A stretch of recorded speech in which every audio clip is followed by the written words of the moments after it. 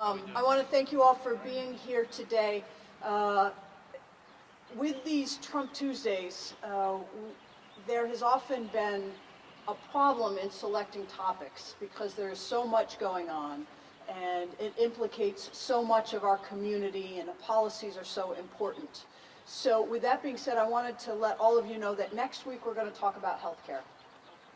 And we have some doctors coming and some patients and some others, so I would urge you all to come next week to listen about healthcare.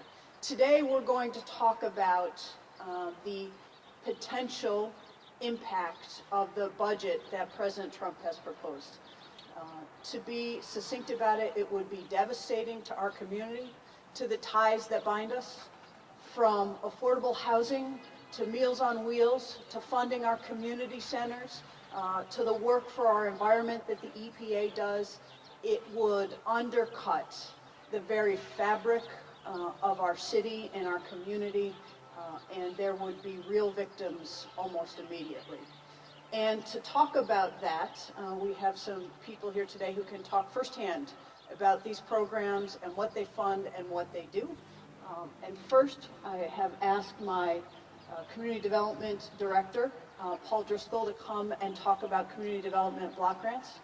And no surprise to all of you, he actually said yes. So Paul works, among the many things that he does, is works very closely with HUD and with the organizations in our community that utilize community development block grants. And so I will ask him to talk about the potential impact and what this could mean for our community. Paul, come on. Thank you, Mayor. Thank you, everybody, for showing up on this brisk day. As the Mayor said, my name is Paul Driscoll. I'm the Commissioner of Neighborhood and Business Development for the City of Syracuse. I'm probably the second most famous Driscoll here after Joe. And usually I have a quip about... Corey's in the back. back. Where's Corey? Oh, sorry about that. I usually have a quip about, neighborhood and business development. It's NBD. It's no big deal. But this is a big deal that we're facing right now, unprecedented in terms of budgetary prognosis for our city and our housing stock.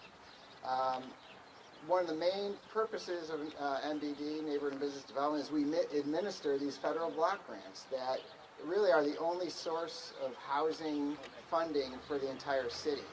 And I know most of you here know the situation with not only our housing stock and our poverty rates. To gut that is just unconscionable, and that's exactly what this proposed budget does. Just some quick numbers for you on the general HUD budget. It's every year. Last year HUD nationwide received $46 billion. It's fairly typical in the 40 billions. It's overall, the president's budget cuts that by 14%, taking away over $6 billion of that. And then within that cut is a total elimination of the community development block grant and the home investment partnership grant, which is really the bread and butter of our housing policy or housing funding in this city.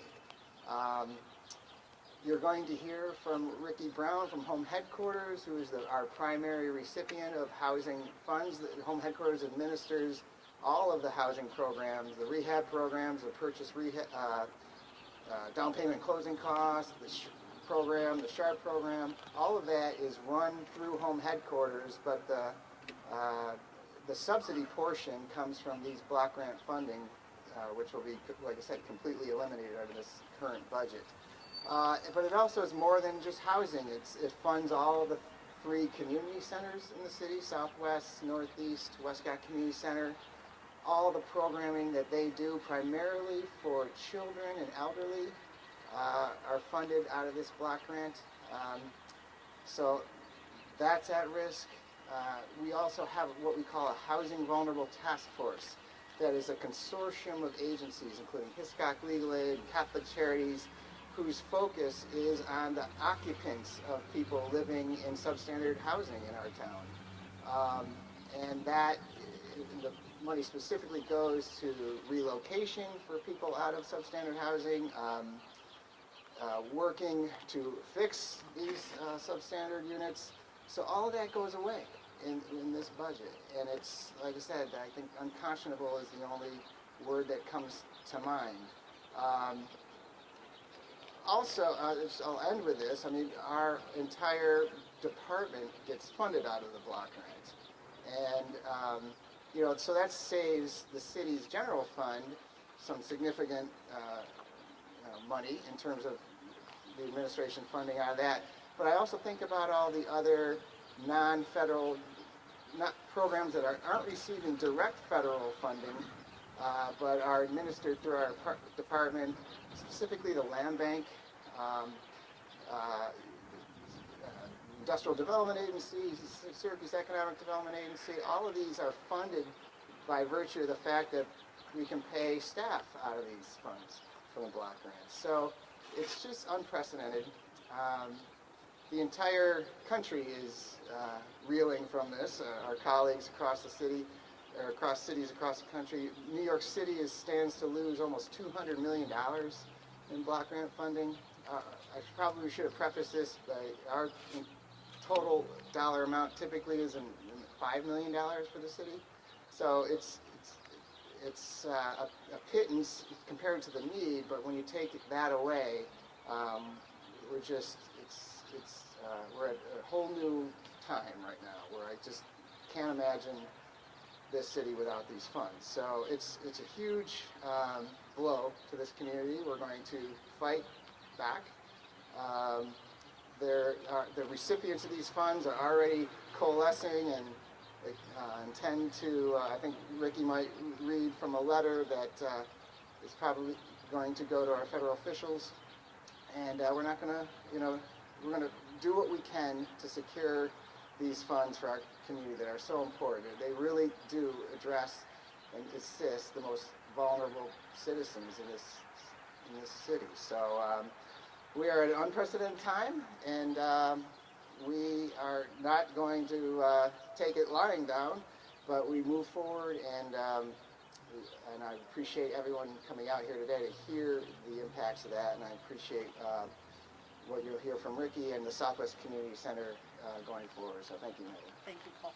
Go ahead, Ricky. All right, thank you. Good afternoon, folks. My name is Ricky Brown, and I am the Director of Community Engagement for Home Headquarters. As Mayor Minor mentioned, we are the recipient of the CDBG Community Development Block Grant Funds. A number of programs that Paul highlighted, including the SHARP program, the Foreclosure Prevention Program, which we operate out of Home Headquarters as well, which goes on to help prevent at least 50 foreclosures in and around the city of Syracuse. I cannot tell you the impact that these dollars have on our programs. I formerly oversaw the first-time homebuyer program. We now have close to 300 graduates that come out of that program, or home buyers, actually 500 graduates that come out of that program. But the Community Development Block Grant Funds also assist those first-time home buyers. In the SHARP program, a number of our constituents and community members are in need of those funds to help stabilize their homes, to remain in their homes. I work with seniors every day that are vulnerable and susceptible without the use of these funds. Not only do the program funds go to support those neighbors, they also support the contractors which we're able to support and put with them. As far as the local economy is concerned, those contractors are hiring from the neighborhood. These funds have impact way beyond the $1 that's spent here. And for every $1 that we leverage with those Community Development Block Grant Funds, we bring in an additional $3 into the community. Right now, we're susceptible to losing an additional $17 million worth of funding coming into the city of Syracuse if we were to be replete without these funds. We need to be steadfast. We need to remain consistent in terms of our advocacy on behalf of these and understand truly the impact, again, beyond just the administrative portion of these funds and how they impact us all as a community. Thank you very much for coming out this afternoon. Thanks. Thank you, Ricky. I want your notes there, please. Go ahead, Helen. You need no introduction. thank you again for coming out today. And I'm going to speak a little bit about this because I was a recipient of the CDBG fund. And as a young single mother, if I did not have this help, my house probably would have been like some of the houses that we rode across the city and we've looked at. So for the federal government to look at even cutting these funds would be very detrimental to our community, because these are funds that almost a broad swipe of our community rely on. When Ricky talked about seniors, I know seniors that if they had a problem with their water heater, who else is going to come in and put another water heater in for them without these CDBG funds? And then looking at the numbers, I realized that the CDBG funds that they're going after are only 3% of the federal budget. So in reality, you'd rather strip this 3% from people that really need this to try to balance your budget. Not going to happen, okay? So for me, I'm just going to implore everybody to continue to stand strong, and let's stand together, because our community, if these funds go away, it would be a big detriment to the city of Syracuse. We have substandard housing as it stands now. We're working to try to right our neighborhoods. These funds put neighborhoods back together, and they're more sustainable so that we can continue to move together to build block by block. And not just the neighborhoods we're talking about. We're talking about the community centers. When you're looking at Southwest and you're looking at Northeast, you're looking at Westcott, they have a huge population of seniors that depend on these CDBG funds to get them through. So I'm just going to implore everyone to write your congressman, write Schumer, write whoever you need to write. But we need to ensure that these funds stay steadfast in our community. Thank you again for being out here, and have a great day. Thank you. I just want to wrap up by saying that if these funds are cut, the problems don't go away. That if there's cuts in funding to help us with lead paint, that means we're going to have more children poisoned by lead paint.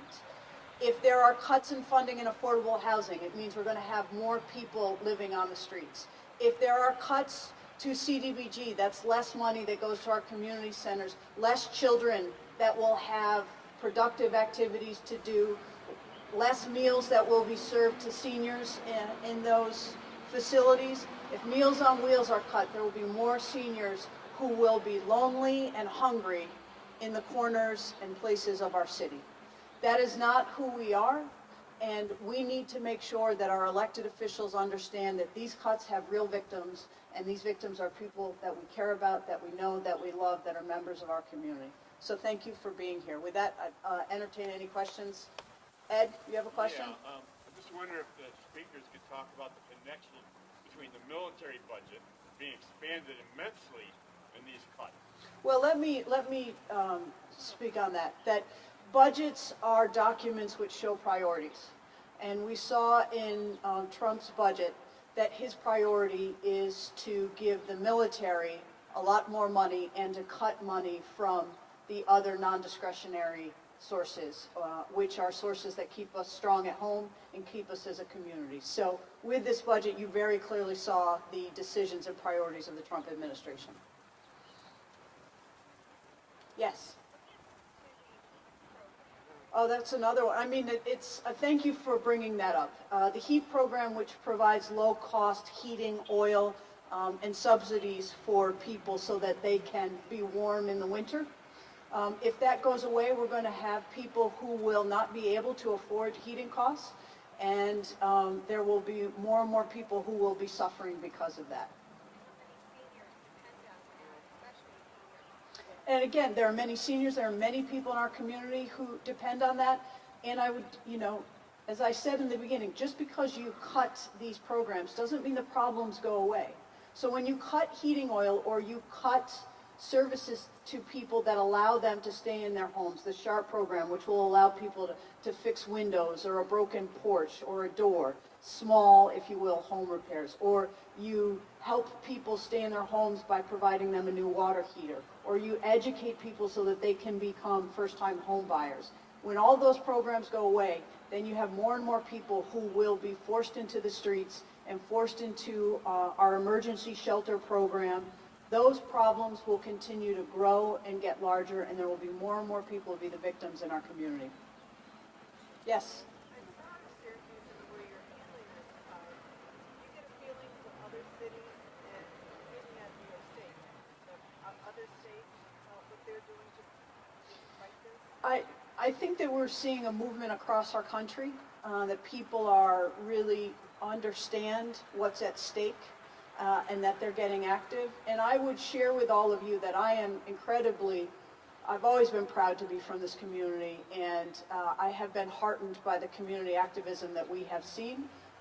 Saturday, I was at a forum on democracy that the CNY Solidarity put on, and to watch 400 people there to talk about their community and to listen to these incredibly articulate speakers, who many of whom never spoke in public before and were clearly nervous to speak.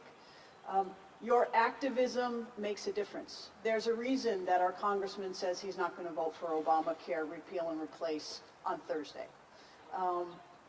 We have to be vigilant. It means that every single day or every single week we have to make an effort to make sure that we are active in this democracy. And I believe, and I've been told, and I'm seeing that's going on across the country, and it's going on here. And again, as I've said earlier on, this is part of our heritage. You know, we fought for abolition here, we fought for human rights here. We're going to continue the fight to make sure that we take care of all Americans and that no one is left behind. But that can only happen if it's all of us together, and I'm really heartened by the fact that it has been all of us together. So don't be weary, don't get disappointed, just realize that we're in it for the long haul. All right, thank you all very much. Thank you, Ricky. I appreciate it. You You're as wearing well. that Thank jacket you. too, buddy. Thank you. Hey, You're get behind styling me. it.